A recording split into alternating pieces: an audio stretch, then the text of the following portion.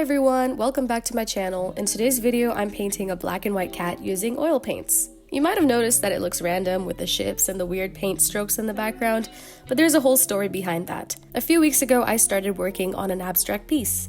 I chose colors that felt right for a mood of nostalgia and hope, and I wanted to create something with smooth brushstrokes that represented emotions best. My plan was to make this series of 4 paintings, each representing a different experience and emotion. But as it usually goes with creative stuff and art, things didn't turn out as I wanted it to, and it looked kind of ugly. The brushstrokes didn't feel right or intentional, and the whole thing just seemed a little pretentious. The painting became overcrowded with muddy strokes of these colors, so I decided to scrap the idea for a while. 2 weeks later, this morning, I woke up with a completely new idea. I decided to paint a cat over it to distract from the bad art. The cat I chose to paint was one from my photo library. It was a fluffy street cat that I'd saved after seeing it on my best friend's sister's Instagram story. That's even more random. She had recently moved to France and posted a story of some of the street cats that she'd come across. I asked if I could paint the cat, and she happily sent me a few more pictures. We got to talking about her move, the feeling of freedom and the lack of homesickness that she felt, as well as the lack of curfews that she had. I feel like one of the challenges of growing up with slightly strict or even completely strict parents is the lack of homesickness and the lack of curfew that you will feel when you move out. See, strictness isn't exactly a black and white thing, and so the resentment children feel against their strict parents varies. That conversation ended up having a lasting impact on how I see this cat, and how I ended up painting it today.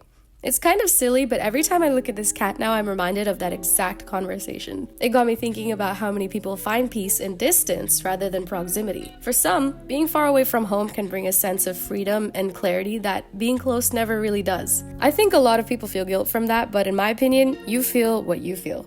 This leads me to another point, the way parents sometimes become controlling. I think it's because it gives them a sense of control over their own lives. It also probably boosts their egos, making them feel more powerful when they make decisions for their children because they felt helpless as kids themselves. For some, it's how they maintain a sense of importance or influence, especially as their children grow older and become more independent.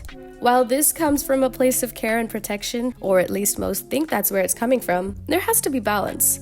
Most parents forget what it's like to be that age, or maybe they're thinking to themselves, my parents were way worse, and so I had to go through the same thing, and look how awesome I turned out. I beg to differ, but okay. Don't you want better for your kids? Of course they should be safe. Imagine if your parents brought you up to trust your own decisions as you matured and aged, because they know you are capable and old enough to do the right thing. And if you are treated as a mature person and a person who can make their own decisions, you probably believe you are, and so your own confidence and competence will fuel you forward. That's my little mini rant on parents and strictness. So in the end, somehow and so randomly, this fluffy cat represents a little more than just a band-aid to terrible, pretentious art attempts. It's a visual reminder of freedom, distance, and understanding.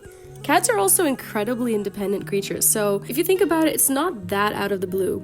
Anyway, the painting is almost done, so I hope you liked my mini rant and the Kato time lapse. Don't forget to give this video a thumbs up if you liked it, and subscribe to my channel to see more content like this, art tutorials, and other fun stuff. That's all. Bye!